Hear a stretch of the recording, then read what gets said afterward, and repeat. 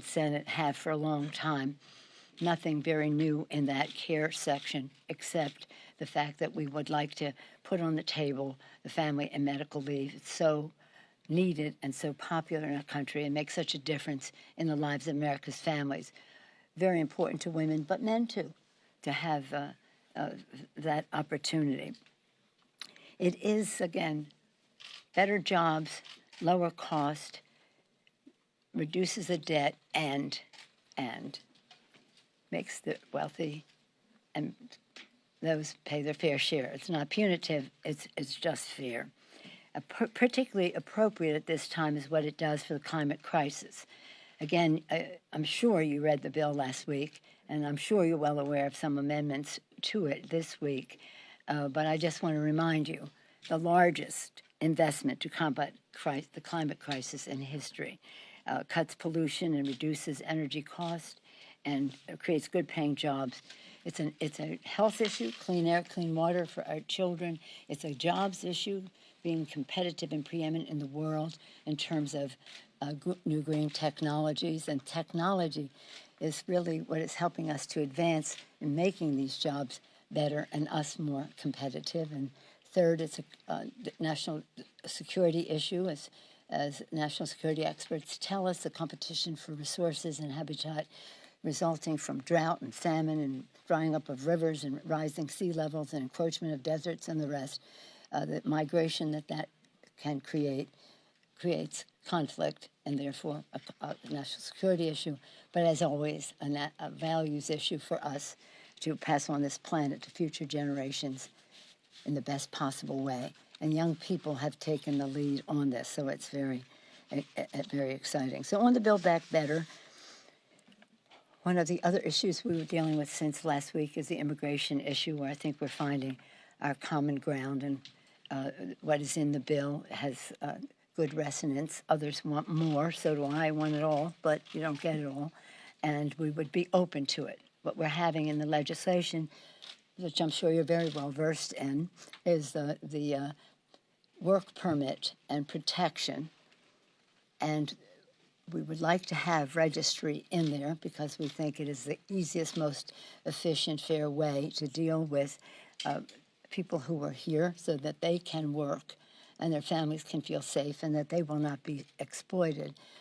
But it doesn't seem to have a big prospect in the Senate. So we don't want to ask members to vote for something that wouldn't have a good prospect on the Senate that is controversial. If the Senate, though, and I urge them to put it forth, it would involve overruling the parliamentarian perhaps, not getting bogged down in their rules. It's up to them. But if they want to do that, we want to do that. But it has to start with them because it is, the parliamentarian has already put forth the message that this would be either burdable or privilege, and we can't have that. So what else? I guess it's time to take your questions. Madam Speaker. Okay. What effect do you think having not passed these bills had on Tuesday's election results? Well, let me say it in a different way. I think that getting the job done, producing results for the American people is always very positive. Each election is different. As you know, I was former party chair, and I always know, let's look down into the numbers and see what it is. But I do think as the American people learn more about what we are doing in this legislation for families, for children, for women in the workforce to save our planet and the rest, it will be very positive. You can't deny that it would be very positive. Do you think Democrats were penalized for having not gotten these things done? I haven't seen that and all of the analysis, and I know from my own experience that, as I've said to you before, the plural of anecdote is not data. Let's see what the data is as it comes out. But there's no question. If the more results we can produce in a way that people understand in their lives, the better it is. I'm heartbroken because Terry McAuliffe is a great leader in our country and was a great governor of Virginia, and I'd hope that he was a once and future governor. But also, we were all interested in down ballot races as well, so I haven't seen much of that. New Jersey, a nice victory. I spoke to the governor this morning to congratulate him, and again, we'll be working together to build back better. But without saying what impact it had, it's always a positive message to have results that are understood by the public. Yeah. Could you just project this week a little bit what you expect? Do you expect to vote tonight? And is it possible that you might just vote on the infrastructure bill, considering everybody seems to be bought in and saying it's ready for a vote? No. Okay, so let's vote for that. Do you anticipate a vote on Build Back Better today? And what are the big hurdles you have to overcome? I'll let you know as soon as I wish to. But we're okay, you're just worried about your own schedule. I know that. But the fact is that our members are engaged in very thoughtful deliberation with each other. As I said to you before, 90% of this bill has been agreed to, House, Senate, White House, and written. We made some changes since last week. People need to familiarize themselves with it. That was the purpose of our meeting this morning. As I said, it made me very proud and was inspired by just once again hearing the depth of knowledge and breadth of vision of our colleagues. And we'll let you know. But I think many of you know I was really very unhappy about not passing the BIF last week. I really was very unhappy because we had an October 31st deadline, and I thought that was eloquent, but not enough, I guess. So now we're going to pass both bills, but in order to do so, we have to have votes for both bills, and that's where we are. Thank you, Madam Speaker. You just mentioned that you don't want members to vote on something that may not have a good prospect when it goes over to the Senate. When it comes down to paid family leave, which is now included in this bill, Senator Joe Manchin believes that it shouldn't be in this bill. Do you believe that the president can convince him otherwise? And what's your message to Senator Manchin on why it deserves to be in this bill? Well, I don't make it a habit of talking to Senator Manchin on the TV. We're friends. I respect him. He's a good person. He's agreed to so much that is in the bill. Universal pre-K and child care, agreed to the Affordable Care Act, expanded to embrace those who are left out of the Medicaid, especially our seniors who depend on that for long-term care. He's been supportive of the child tax credit. There's so many things, home health care and the rest. Some of the stuff in green, we're not finished with that yet, but we've had some areas of agreement there. So, but the fact is, there's one difference between some of these issues, like hearing. It's not for hearing in the bill. Hearing has a very broad, universal support in our caucus. In terms of family and medical leave, that has big, broad, it's no sacrifice for anybody to vote for something that might not see the light of day. And these, we hope, will see the light of day. We can afford it.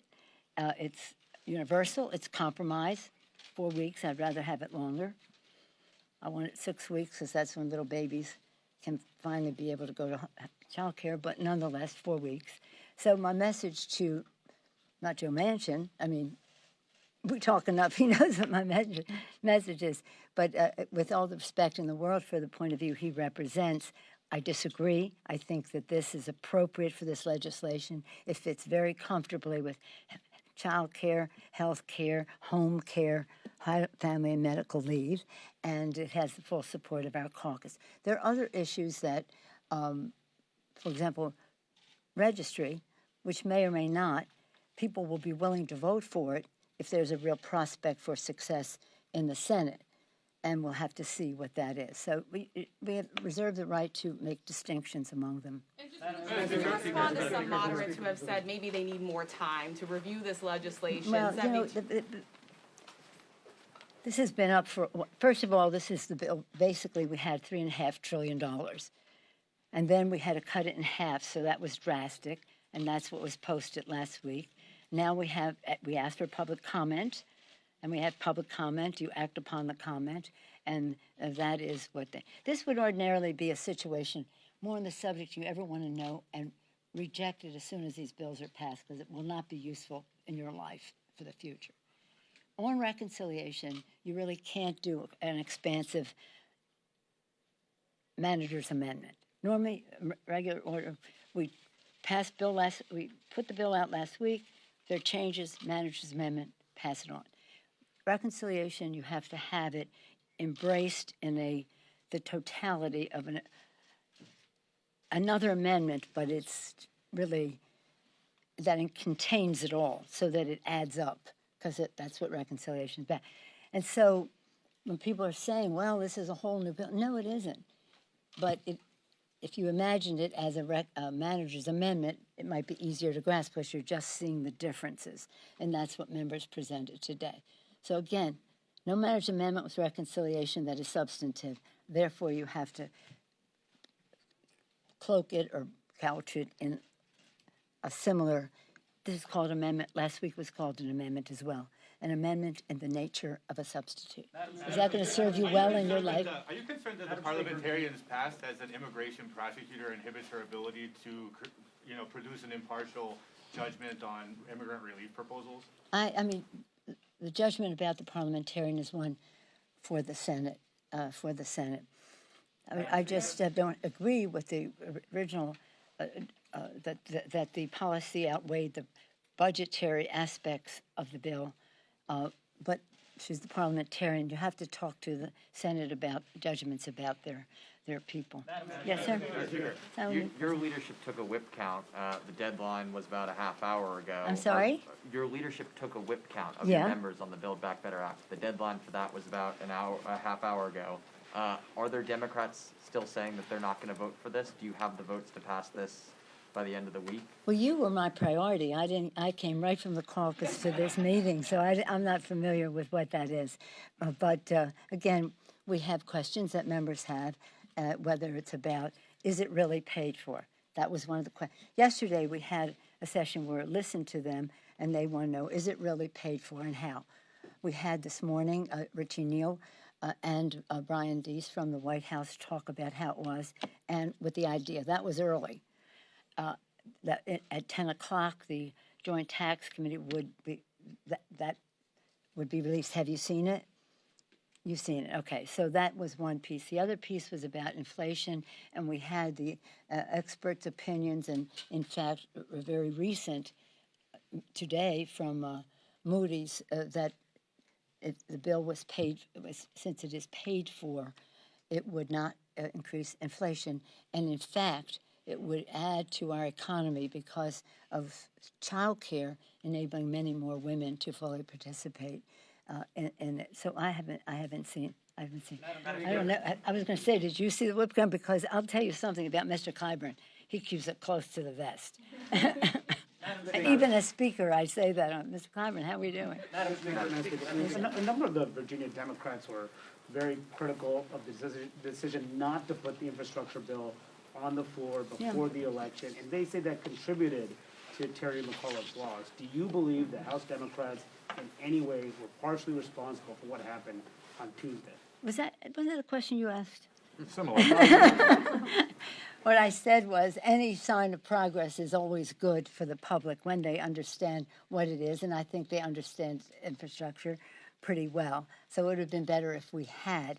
I don't know because I haven't seen the data. Perhaps you have. I think there were other issues at work in that election, and it remains not for me to make an observation unsubstantiated by data and science and fact. I'm very scientific about elections, district by district, within the district, region by region, and we'll see what that is. But it was not a good night. So let's just not go away from that. But you have to ask them, if that's what they said, that's your story. I'm not going to comment on their story. Yes, sir. On the floor right Thank now. you. So we have Any this, more women here? Let me see. so we have this number from the Joint Committee on Tax. Yeah. Obviously, you have these blue dog moderate Democrats who are holding out wanting a CBO school. There are differences between those, and they had indicated to me that those two things are not quite the same. Is that enough to bring them across the line, or what has to happen Those to two get things are not quite the same. a CBO score and a JCT score? And Yeah, therefore, that's right. is that going to be enough to get them to vote later tonight, tomorrow on that, or is this Let going me to? say that we have been all along, not this is not sequential. Like when we get to this point, we'll send this here. All along, we've been sending things to CBO. This is not new to them. And same thing with joint tax, and they've come now with our bill, come out and said how much money it will absolutely produce. And that doesn't include over and above the prescription drug money, which is hundreds of billions of dollars, as well as $400 billion from the enforcement. And by the way, considered to be a low figure. Former IRS directors have written and said it could be close to $1 trillion, but we're counting it low. We have been very conservative in every estimate that we make, so that it truly is formidably paid for. The CBO also has been. The thing about the CBO is they have most of the information now. They have the new information, but they have to correlate it. You know, they have to say, if you say, well, we had 3.5, now we have 1.7, cut it in half, or whatever the number is, cut it in half. It doesn't work. They have to relate it, what the impact is from one area to the next. Takes a little longer, more subjectivity, but this shouldn't take long to get. The other thing that we're getting we're sending stuff over to the Senate. Well, most of the product that we've done is, except now we may have added in the last day or so, and some of what we added is Senate to the bill, like a hearing. Bernie doesn't like hearing. Excuse me, Bernie loves hearing. Manchin doesn't want hearing in the bill and all that stuff. So some is Senate-oriented, and then we have the family medical leave. We figured if they're putting things in, then we can put something in, even if Manchin doesn't like it. So, so we are getting some bird and privilege. I think mostly we're getting privilege scrub, because privilege scrub is deadly to a bill. Birdable, it's important. You have to take it out, but privilege violation can take you out. So we're again getting that as we go along as well. But when we pass a bill, then they will see it in its aggregate and make some. Any concern that any of this is, quote, messaging, because that they have to take some of those things out regardless, no matter what you send over? You said you weren't going to send a messaging bill. No, we're not sending a messaging bill, but we want to be sure that what we send is not birdable or bird bath or privilege scrub. They're the two exercises we're engaged, bathing exercises we're engaged in. And we're getting good response. There's no bad answer. You know, it is what it is. You know, there's a certain objectivity to it. It is what it is, because whatever it is, this is the greatest monumental, historic piece of legislation that any of us will ever be a part of it. And I say that with great proprietary ownership of the Affordable Care Act, which was magnificent and is. But this contains that, and so much strengthening that, and so much more.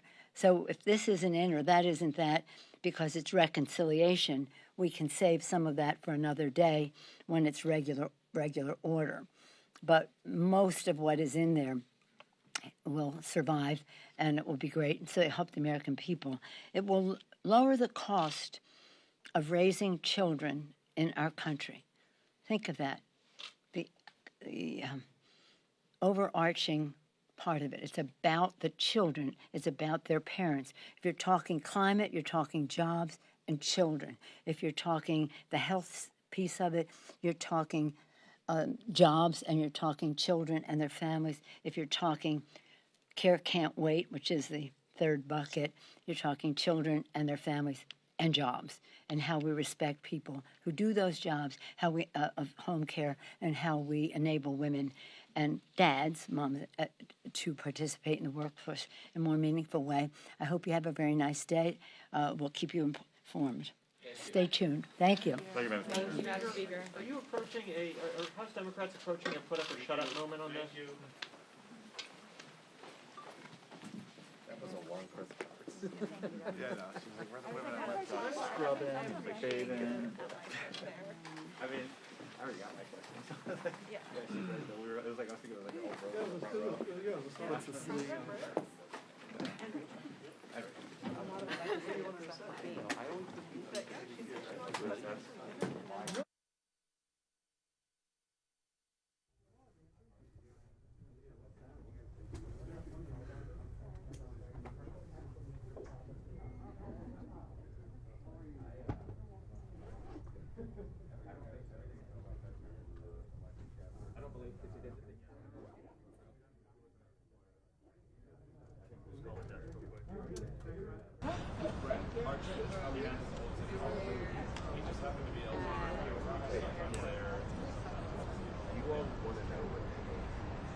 Dude, okay, I tested every single precaution I got in case of like water, right? So I was like, alright, let's see.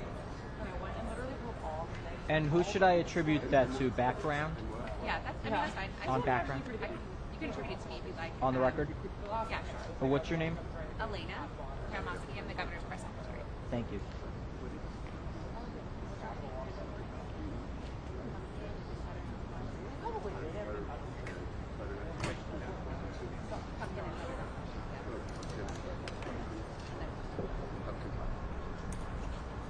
Yeah.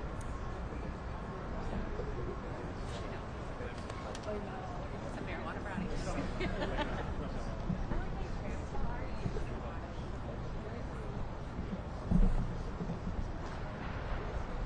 Yeah.